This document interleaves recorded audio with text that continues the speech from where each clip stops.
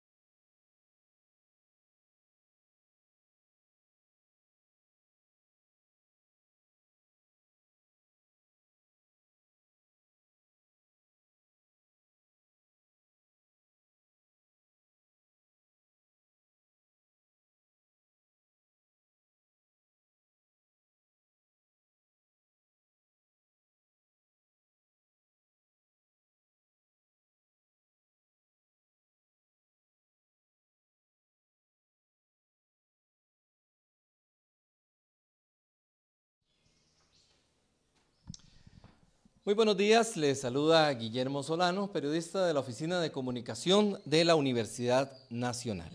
Vamos a dar inicio con la presentación del primer informe macroeconómico 2025, perspectivas económicas en Costa Rica y el mundo, e impacto de los aranceles de Estados Unidos en las exportaciones y la inversión extranjera directa en Costa Rica. Este informe fue elaborado por académicos e investigadores del Centro Internacional de Política Económica para el Desarrollo Sostenible, el CIMPE, de la Universidad Nacional. Les informamos que esta transmisión en vivo está siendo grabada y que las consultas pueden realizarlas a través de la transmisión en vivo, y con todo gusto nosotros plantearemos las consultas para que nuestros voceros respectivamente puedan responderlas. De esta manera vamos a iniciar con esta presentación. Y me permito en primera instancia presentar a las personas que nos acompañan en mesa principal esta mañana. Damos la bienvenida al máster Marco Otoya Chavarría, director del CIMPE de la UNA, y al máster Donald Miranda Montes, investigador del CIMPE de la Universidad Nacional. Para el inicio de la conferencia, daremos el uso de la palabra al director del CIMPE, el máster Marco Otoya Chavarría.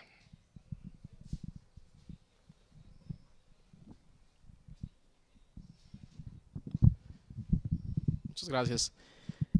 Gracias a todos y a todas quienes nos acompañan el día de hoy en esta conferencia de prensa en la cual queremos hacer un análisis del estado, la coyuntura y las perspectivas económicas para este 2025, pero además incorporar un análisis de los potenciales efectos que podría tener la puesta en marcha de los aranceles que han anunciado los Estados Unidos para los productos que Costa Rica exporta a ese mercado.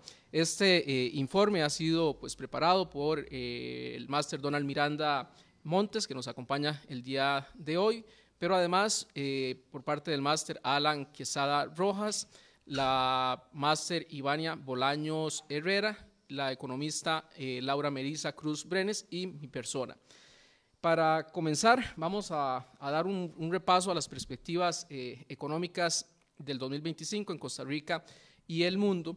Y uno de los principales temas que ha surgido en los últimos meses se centra en la incertidumbre que ha generado la política comercial, principalmente de los Estados Unidos, referente a la imposición de distintas tasas o niveles de aranceles para el resto del mundo. Esto ha hecho que efectivamente las revisiones de crecimiento económico para todos los países se hayan revisado particularmente a la baja.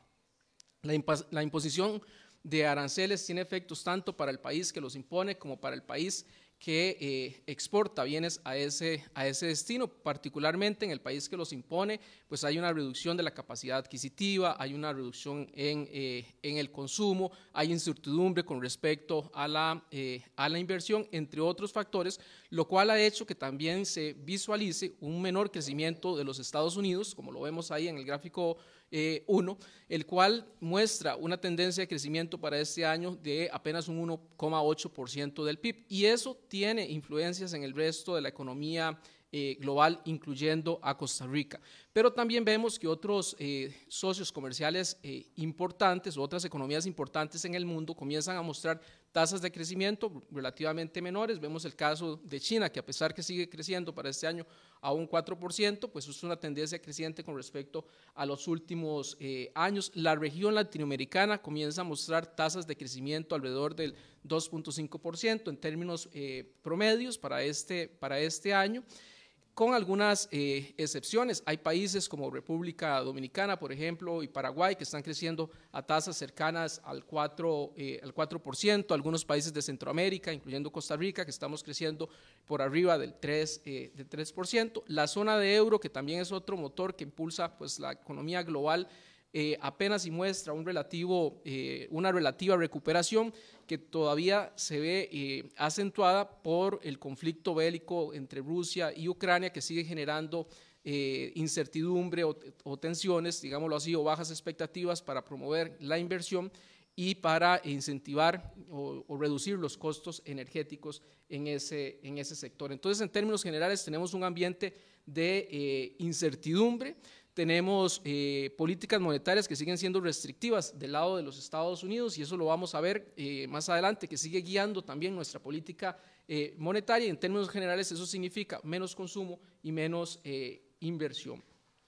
A pesar de este contexto, en términos de factores inflacionarios a nivel global, no visualizamos que existan por el momento factores que tiendan a impulsar la inflación de manera importante. Precisamente las políticas monetarias restrictivas que han venido aplicando los países ha hecho que esta inflación tienda a controlarse, que es un poco lo que vemos en la otra tabla, al lado de este gráfico, donde tenemos el precio de algunos commodities o bienes, digamos, de alimentos, entre otros. Entonces, no se vislumbran necesariamente presiones inflacionarias por ese lado.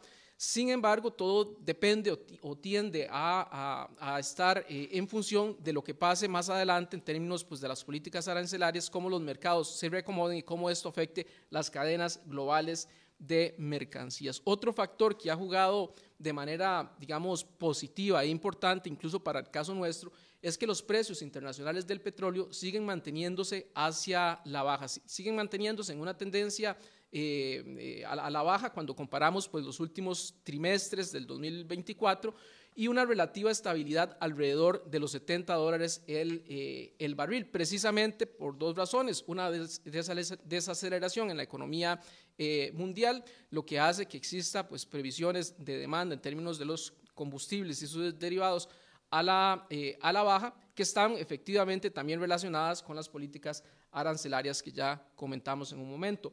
El otro aspecto es que la OPEC, por lo menos para este año, visualiza aumentos en la producción. Por tanto, no vemos factores que vayan a tener una incidencia en el precio del petróleo y por tanto en el precio de los combustibles que tiendan a empujar la inflación, por lo menos a este momento del año. Entonces, teniendo este contexto, ¿cómo estamos en Costa Rica? Pues vemos que seguimos creciendo, pero cada vez crecemos a una tasa menor, y esto genera diversas complicaciones en términos de nuestra estructura productiva, en la parte económica y en la parte social. Porque si bien uno podría ver que son tasas de crecimiento relativamente buenas cuando vemos otros países de la región latinoamericana, como ya les decía, también hay países de Latinoamérica que están creciendo a tasas mayores, como por ejemplo Paraguay, como por ejemplo República Dominicana, o incluso algunos países centroamericanos no están tan lejos de nuestra tasa de crecimiento. Acá hemos estimado dos escenarios.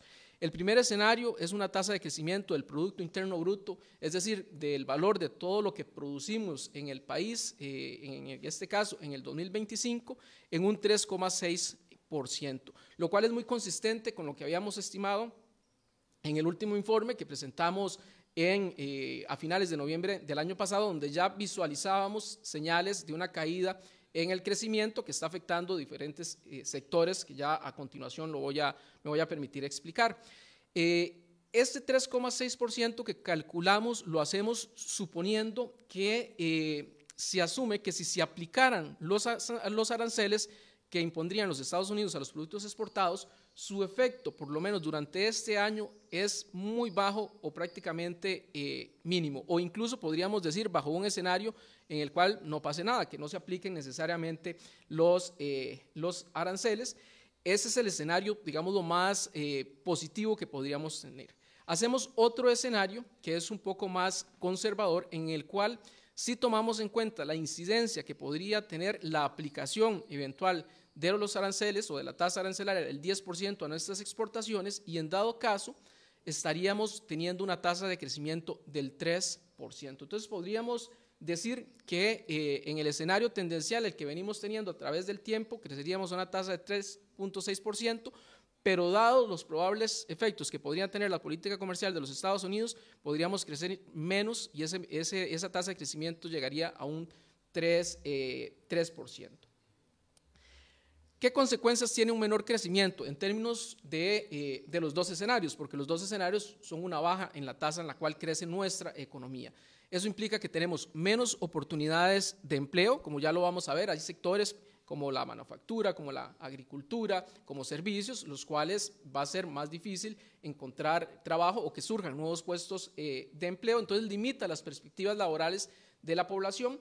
Por otra parte, al crecer menos, también va a haber una reducción en el consumo, es decir, las personas van a tender a reducir su gasto en bienes, servicios, en bienes duraderos, como ya lo vamos a mostrar, que a la vez va a afectar la recaudación. Y si tenemos menos ingresos a partir de la recaudación, vamos a tener menos recursos para invertir en gasto social, que como también lo anunciamos el año pasado, ya ha venido mostrando una reducción y un impacto importante en términos de los recursos que se destinan a la salud, a la educación, a la vivienda, a la seguridad social, entre otros. Y el cuarto factor que podríamos mencionar son efectos sobre la inversión. Esta incertidumbre y las tasas de crecimiento relativamente menores, pues no generan expectativas positivas para tener no solo inversión extranjera directa, sino también para tener expansión o inversión nueva desde el punto de vista de la economía local. Ahora, ¿qué explica ese menor crecimiento? ¿Qué factores están detrás de ese menor crecimiento?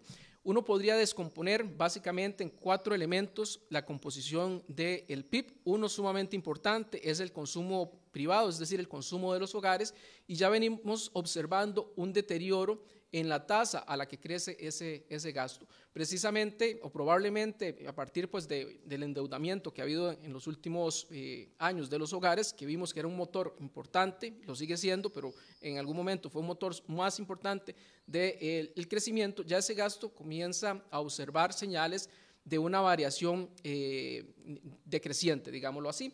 El otro punto importante es que por el lado del gasto público tampoco observamos un aumento en la inversión. Entonces, si no tenemos mayor inversión en el gasto público, tampoco vamos a poder observar crecimientos en el Producto Interno Bruto y tampoco observamos del lado de la inversión privada crecimientos importantes. Entonces, ¿qué explica ese menor crecimiento? Un menor consumo, un menor gasto público o inversión pública y un menor gasto o inversión desde el punto de vista privado. Si lo vemos desde las perspectivas de los diferentes sectores que componen la economía, seguimos mostrando señales importantes y a las cuales hemos insistido en que hay que poner o que es necesario poner atención desde el punto de vista de la política económica para generar una activación local de la economía, porque sectores como la agricultura siguen mostrando una tasa de crecimiento a la baja, sectores como la construcción, el comercio,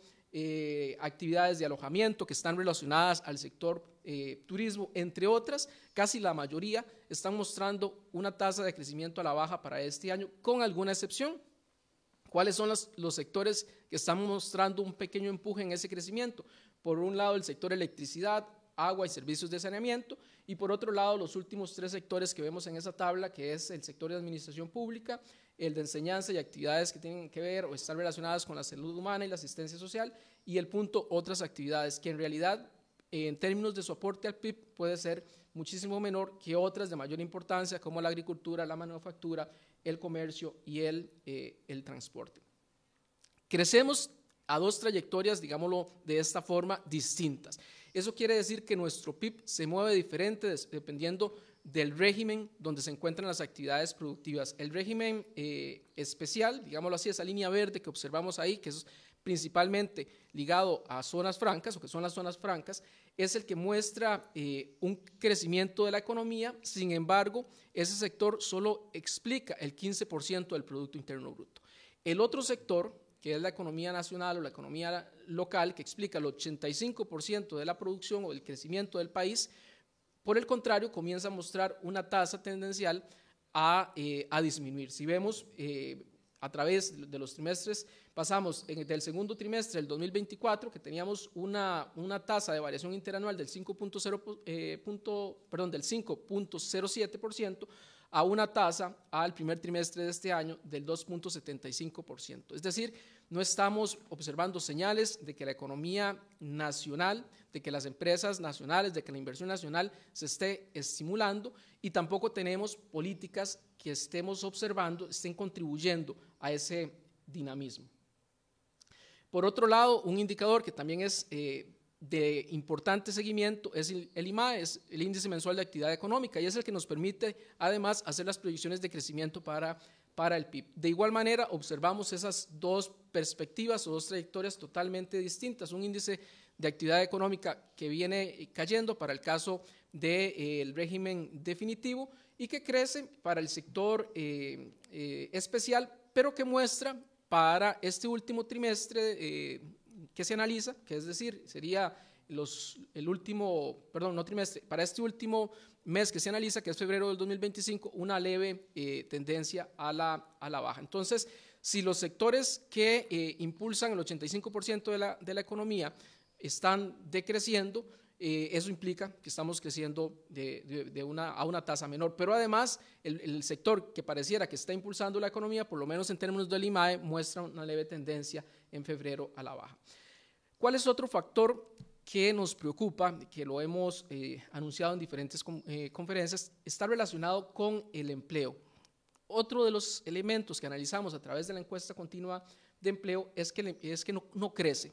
Si bien es cierto, como lo vemos más adelante, tenemos una tasa de desempleo que anda alrededor del 7,4%, el empleo real, las nuevas oportunidades no están creciendo y lo podemos ver ahí incluso por sectores. Muestran tasas todavía de crecimiento negativas, digamos, en algunos casos se reduce, pero se reduce menos, eso es lo que uno observa, y en otros casos, como en el caso del sector comercio y servicios, más bien el empleo tiende a reducirse.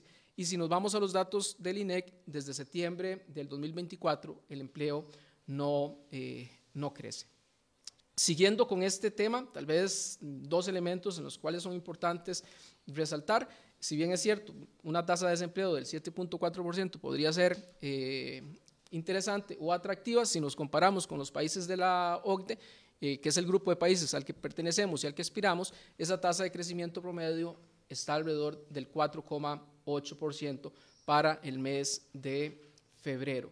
Otros indicadores que llaman la atención y que de verdad necesitamos analizarlos con mayor detalle es la población desalentada. Si observamos, digamos que los promedios móviles de diciembre, enero, febrero 2023, 2023 sí, con diciembre, enero, febrero 2025, lo que observamos es una reducción en el número de personas desalentadas, es decir, la población que deja de buscar trabajo porque no encuentra nuevas oportunidades, que está desanimada o enfrenta barreras para encontrarlo, ha aumentado en alrededor de 1.307 personas, disminuye el empleo juvenil, particularmente entre los 15 a los 24 años, y los ocupados sin seguro aumentan. ¿Eso qué quiere decir? Que la población en el mercado informal de trabajo está aumentando, y eso también tiene repercusiones para el Estado, porque probablemente son personas que o no aportan o aportan muy poquito a la seguridad social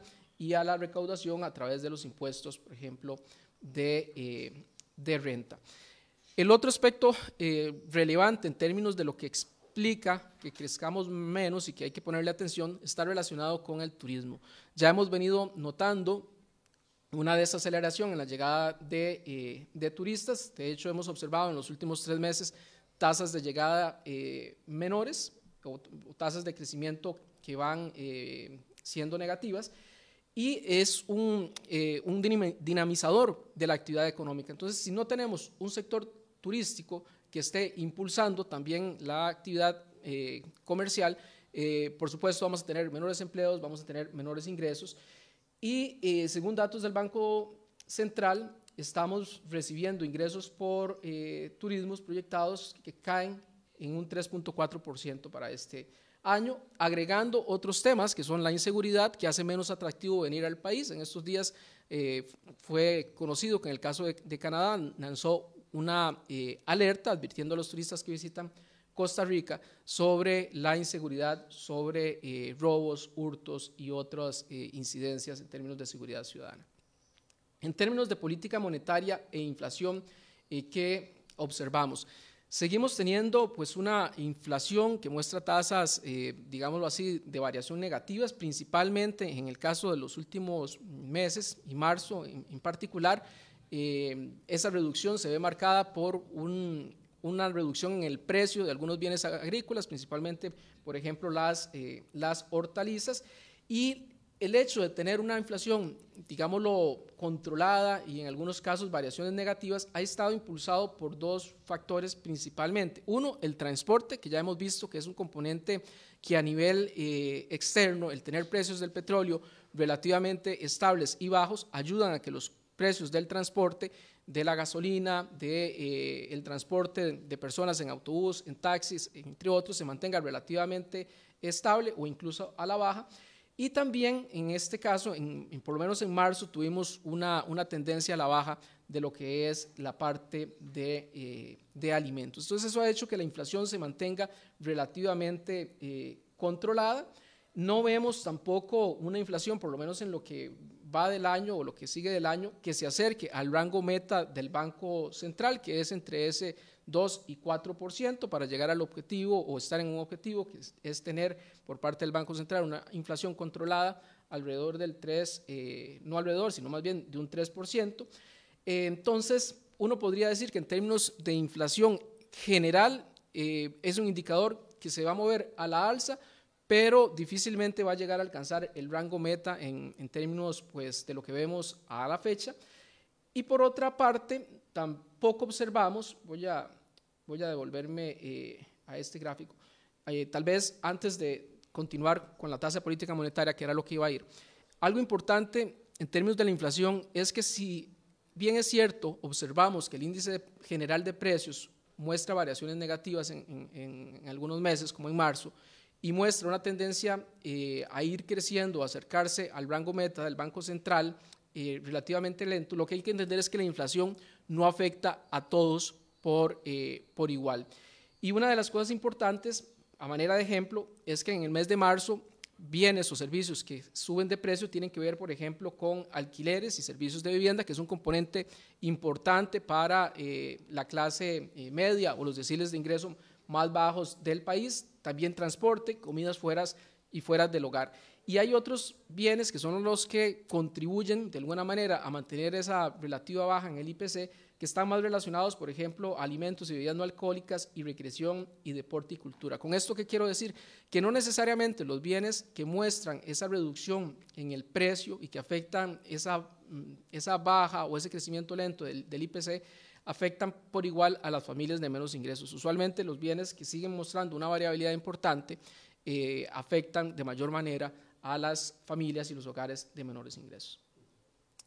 Ahora sí, en términos de la tasa de política monetaria, con el anuncio esta semana de la Reserva Federal de los Estados Unidos de mantener la tasa de política monetaria para controlar la inflación entre un 4.25 y un 4.5%, creo que es más clara la señal de que el Banco Central se va a mantener a lo largo del año con una tasa de política monetaria alrededor del 4%, por dos razones. Uno, porque en la última conferencia además indicaba que el mercado todavía necesita ajustar las tasas activas y pasivas, y si nosotros vemos en ese gráfico la línea verde, la tasa básica pasiva, si bien es cierto, ha mostrado un comportamiento a la baja, la tasa activa neta, por lo menos el promedio de los bancos públicos y privados, ha mostrado una tendencia, si bien decreciente, pero todavía hay, digamos, una brecha bastante importante y no decrecen a la misma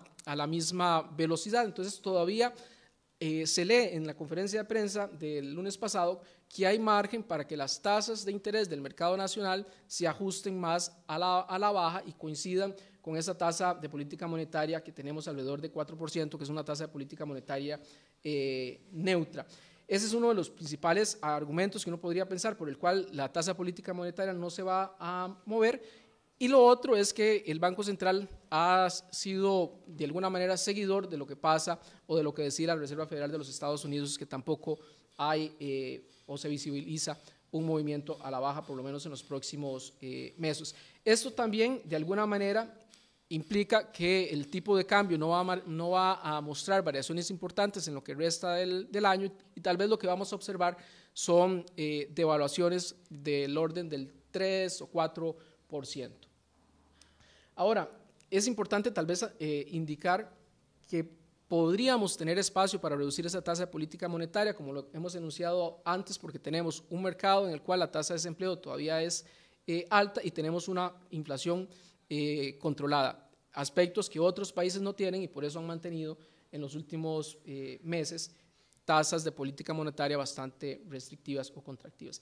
En términos de los ingresos fiscales, aún a esta etapa del año, pues es muy temprano para decir o tener información de cómo van evolucionando, pero lo que sí hemos notado, y creo que es importante mencionar, a partir de las estimaciones que tiene el Ministerio de Hacienda, es que vamos a observar una recaudación menor, a partir de un menor crecimiento, en lo que resta del año en la mayoría de los tributos. Vamos a pasar ahora a la otra parte que tiene que ver un poco con cómo está nuestro entorno exportador y cuál sería el efecto potencial o comercial de los aranceles que imponen los Estados o que impondrían los Estados Unidos. Muchas gracias, Marco. Buenos días a todos y a todas. En esta ocasión quisiéramos compartir con ustedes los resultados de un análisis de la coyuntura actual en términos de comercio, que es relacionado con los efectos potenciales de la implementación de los aranceles unilaterales por parte de Estados Unidos a las economías, en particular la costarricense. Recordemos que estamos hablando de una imposición arancelaria de un país grande hacia una economía pequeña como la nuestra, con características muy abiertas, muy vinculada a la economía internacional. Tenemos acuerdos comerciales aproximadamente 21 vigentes, ya sea bilaterales o multilaterales, por ejemplo, con la Unión Europea, el Mercado Común Centroamericano, la integración centroamericana, con el propio Estados Unidos a través del DR-CAFTA. Entonces, lo que sucede en términos de aranceles va a verse ya sea dentro del contexto de un acuerdo o fuera de este, como pretenden las autoridades estadounidenses. Por otra parte, vemos que el arancel, si bien es cierto, favorece al país que lo impone, en ese caso el país grande, porque mejora sus relaciones de intercambio. Sin embargo, al mismo tiempo lo que podemos ver es una distorsión en la producción y el consumo.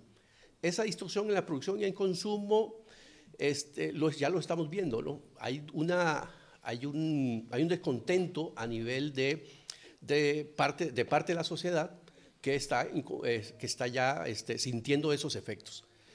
Y a nivel de la producción ya se vislumbra un poco un decrecimiento de la economía estadounidense y eso nos importa todavía más a nosotros. ¿Por qué? Porque si se desacelera el crecimiento, va a tener efectos sobre la demanda de importaciones. Entonces, la demanda de importaciones quiere decir que nos van a comprar menos a nosotros. Y eso es importante para nosotros más aún. ¿Por qué? Porque el principal mercado de destino de las exportaciones nuestras es Estados Unidos. Para el periodo 2024, el 44% de nuestras exportaciones tenían como destino Estados Unidos. Es decir, en un contexto de diversificación, nuestro principal mercado sigue siendo Estados Unidos, Europa, a través de Holanda, en una segunda posición, muy lejos de ese 44%. El comercio centroamericano, intrarregional es importante. Por ahí también tenemos otros países asiáticos, por ejemplo, que muestran un dinamismo interesante y con el cual también tenemos un tratado de libre comercio firmado a partir del 2011. Entonces, aquí esto ya nos da una idea de cuál va a ser el efecto que podríamos nosotros tener sobre la dinámica del sector exportador. Por otra parte, el comportamiento de las exportaciones ha sido muy creciente para el caso costarricense, dirigidas al mercado de Estados Unidos. Para los 13 años atrás, estas exportaciones, como lo vemos acá, con su tendencia creciente, han crecido en promedio anual un 7.6% de las exportaciones que dirigimos a ese mercado. Es una tasa de crecimiento anual durante esos 13 años importante. Mientras las importaciones han crecido para ese mismo periodo un 2.6%. Entonces, aquí vemos una relevancia importante, ¿no? Nuestras exportaciones han crecido más rápidamente que lo que han crecido las importaciones. Y ahí viene lo importante. Si nos aplican el arancel, vamos a tener una desaceleración de nuestras exportaciones. Se va a desacelerar. Entonces, eso va a repercutir en qué? Vamos a ir reduciendo el crecimiento de las exportaciones, y si no pasa nada con las importaciones, o sea, ceteris paribus, vamos a ir a reducir ese superávit comercial. En esa línea podríamos tener efectos en variables relevantes macroeconómicas, que son balanza comercial y en general la balanza de pagos. Y eso luego lo tenemos como en el panorama que mencionaba don Marco, nuestro crecimiento va a ser inferior como lo presentaba en el escenario inicial.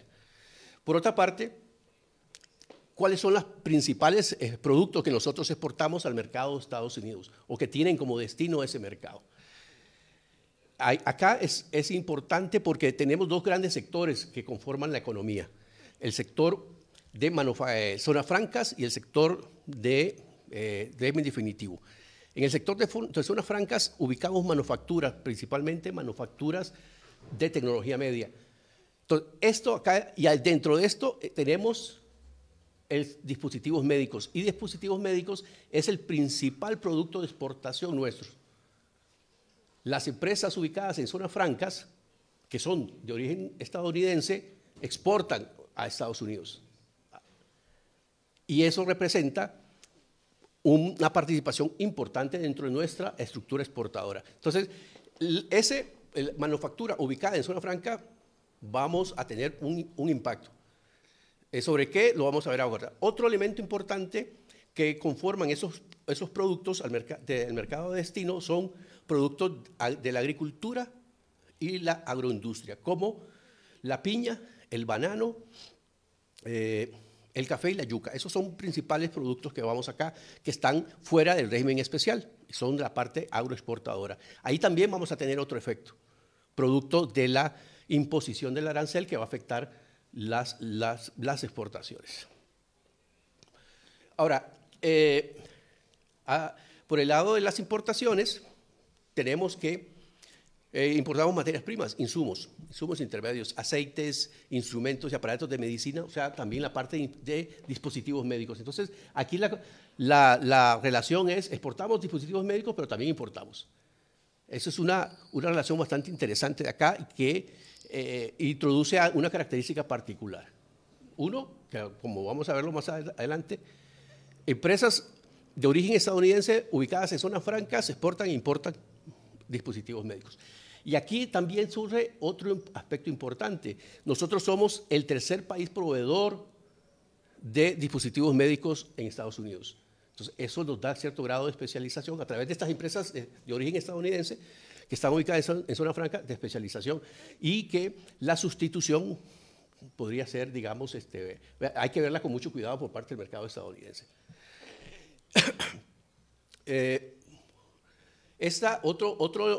Otro elemento importante es ver ese impacto, entonces, en esos principales productos. ¿Cómo se van a ver afectados? Para eso utilizamos la metodología de análisis de las restricciones comerciales WITS del banco, por sus siglas en inglés, del Banco Mundial.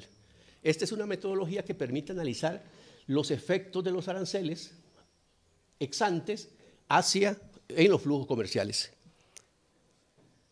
O sea, es decir, lo que nos interesa ver es cuánto los aranceles van a afectar nuestras exportaciones. Y ese efecto en general va a ser de un 12%, que a nivel de producto es de ese porcentaje que va a representar aproximadamente menos del 1%. Entonces, y ya esas estimaciones que ya vieron ustedes que presentó don Marco están en ese 3%. Entonces, ya acá por parte del sector exportador vemos que la contribución al crecimiento de la economía va a ser un poco menor por parte del sector externo, particular, ya sea ubicado en zona franca o fuera del régimen especial. Está en el régimen definitivo. Entonces, en términos de efectos, en dispositivos médicos se observa, de acuerdo a esta metodología, que asume, y eso lo omití inicialmente, que asume una elasticidad de sustitución mayor a 1. Esto significa que los productos son fácilmente sustituibles en ese mercado. O menor a 1, que tienen menos facilidades para sustitución. Nosotros estamos asumiendo en este caso que en el caso de dispositivos médicos, por la relación que les decía, que somos el tercer proveedor en Estados Unidos de este tipo de productos, y es muy especializado, la sustitución no es tan fácil de hacer. Entonces, la elasticidad que estamos asumiendo para el ejercicio es menor a 1. Al igual que en el caso de la piña. En el caso de la piña también nosotros somos el principal proveedor de piña en el mercado estadounidense. Eso también le agrega un cierto elemento a tomar en cuenta a la hora de sustituirlo. A partir de esto, entonces les decía que el efecto en dispositivos médicos del impacto del arancel sería un 10%, una disminución del 10% en el valor de en el flujo exportable al mercado de Estados Unidos. En el caso de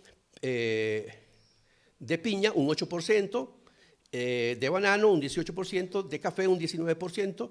El café es particularmente interesante porque no es el principal mercado al cual se dirigen las exportaciones nuestras de café, entonces ahí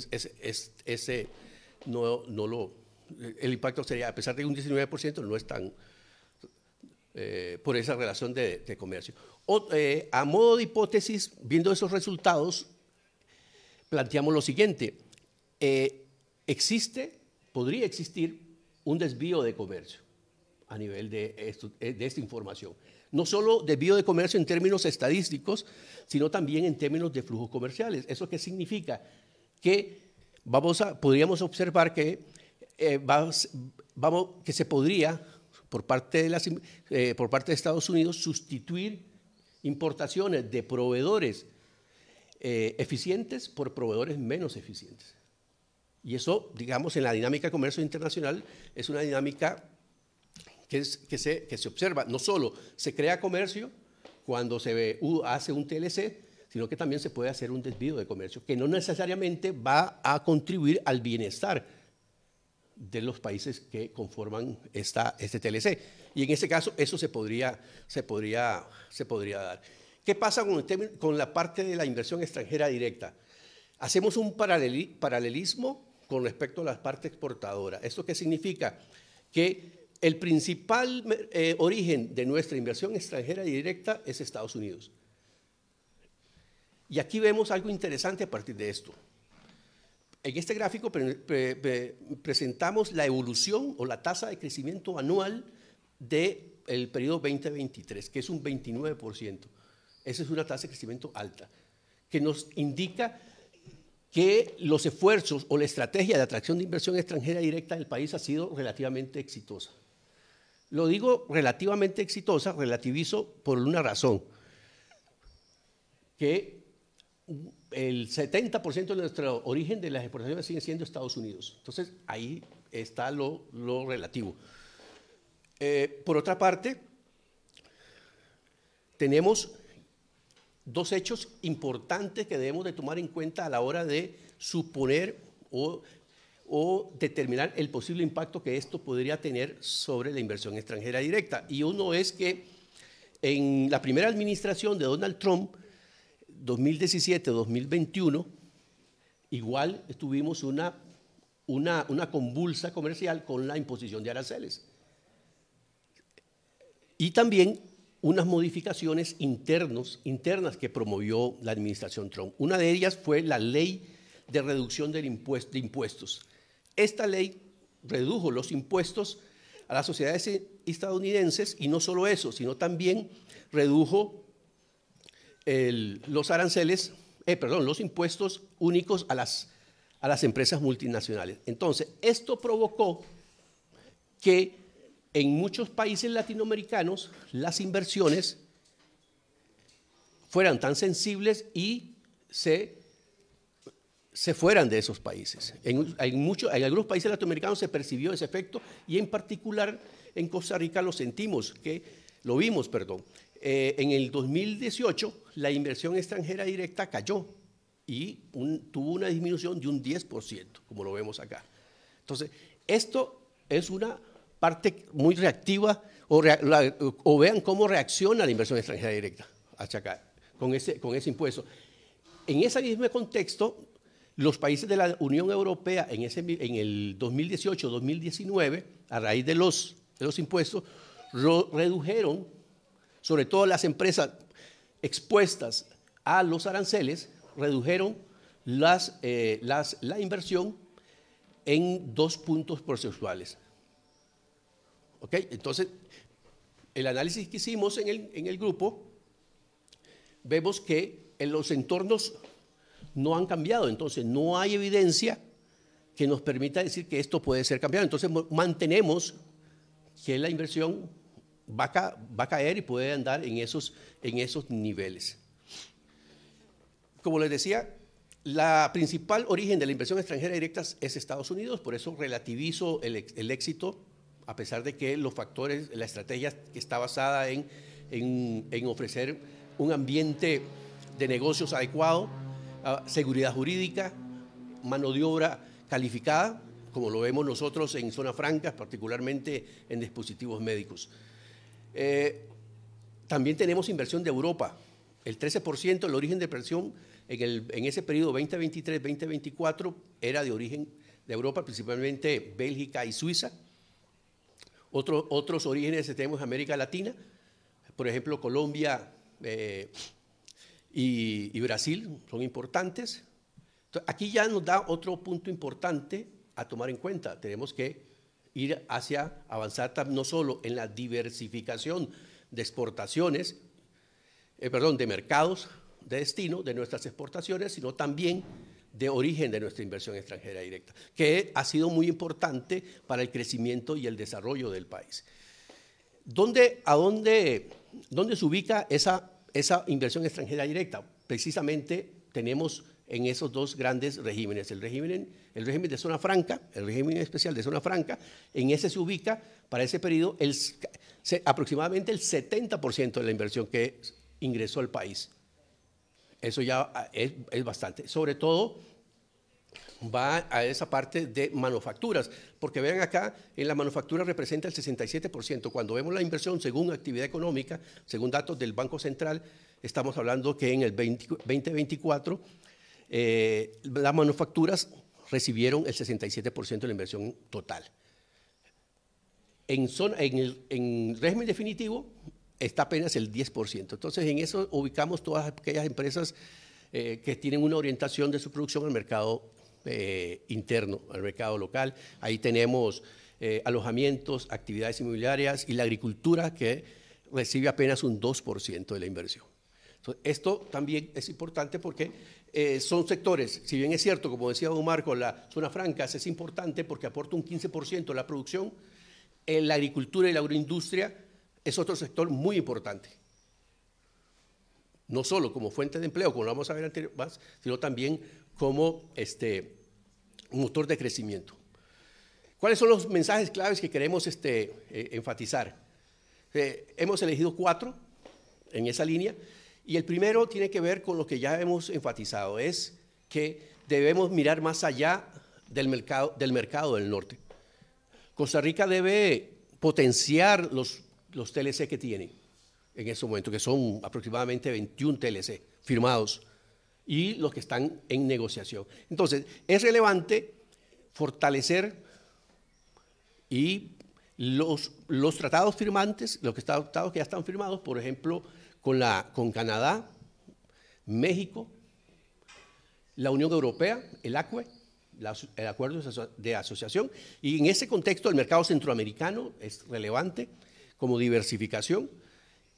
También es importante, sobre todo para la manufactura de tecnología media, Japón y Corea se vuelven mercados relevantes en este contexto. Asimismo, la disminución de las exportaciones y la inversión, como les decía, afectará los niveles de empleo en la economía. Ya también se hizo alusión a esto. No nos atrevimos a dar una cifra por el contexto cambiante de las decisiones políticas. Eso lo hace que cambie continuamente. Entonces, esa incertidumbre no permite hacer una estimación precisa de estos niveles. Lo que sí podemos decir es que la disminución dependerá de la capacidad de negociación y diversificación de las empresas transnacionales. Y recordemos que esas empresas están ubicadas en zonas francas, en el régimen definitivo, fuera del régimen especial, y son de origen, en un gran porcentaje, de origen estadounidense. Entonces, ese efecto dependerá de eso, además de la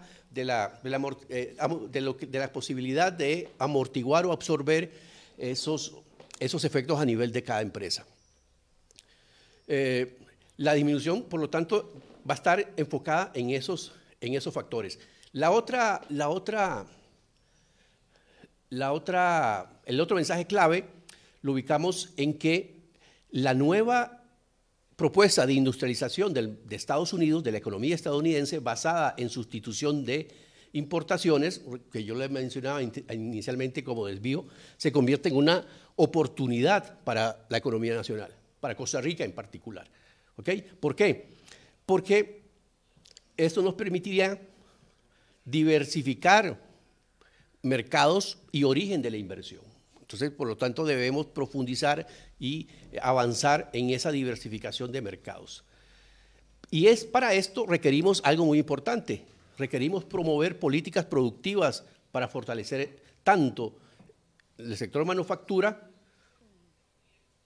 el sector en zonas francas, también el parque empresarial local nuestro, así como la agricultura y la agroindustria, que son relevantes para el país. ¿Ok? Y aquí se va a enfocar el último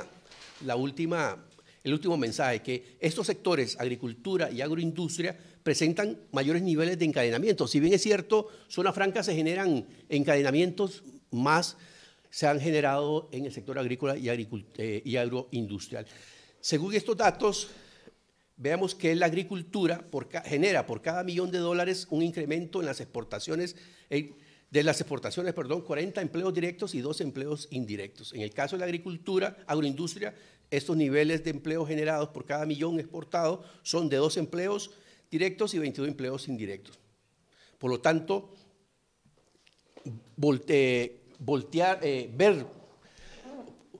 ver hacia esos dos sectores, agricultura y agroindustria, en este contexto nos vuelve mucho más, nos fortalecería y amortiguaría en un futuro los efectos. Esto no quiere decir que descuidemos lo que veníamos haciendo en zonas francas, no, sino que zonas francas y estos sectores, agricultura de acá, podrían potenciar aún más el crecimiento de la economía, y con esto finalizo. Gracias.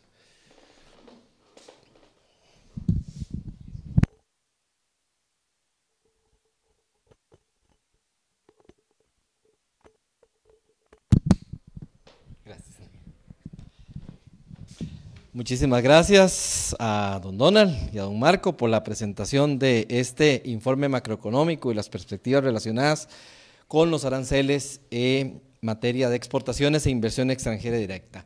De parte de la Oficina de Comunicación de la Universidad Nacional, le agradecemos muchísimo la atención prestada a esta conferencia.